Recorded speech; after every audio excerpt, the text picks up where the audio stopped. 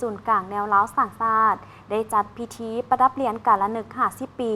วันสถาปนาสาธารณรัฐประชาธิปไตยประชาชนลาวให้บรรดาทานการน้ำอดีตการน้ำและพนักงานรักแรงที่มีคุณงามความดี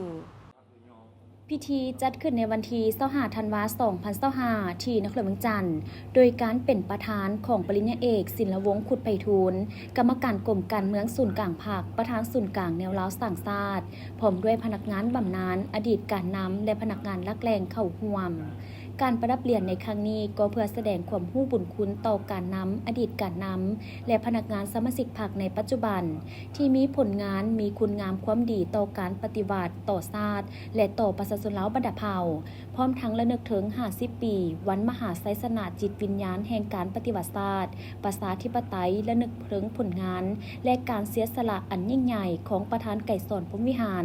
ประธานสุภานุวงศ์บรรดาผู้นำนักปฏิวัติวิรชนสมาชิกพรรคพนักงานตลอดฮอดประชาชนลาวบรรดาเผ่าที่ได้อุทิศให้แก่ภารกิจต่อสู้กู้ชาติอย่างพิละอาจหาญจนสามารถยัดได้เอกราชแห่งชาติและปลดปล่อยประเทศชาติได้อย่างสมบูรณ์และสถาปนาเป็นประเทศสาธารณรัฐประชาธิปไตยประชาชนลาวในวันที่ 2 ธันวาคม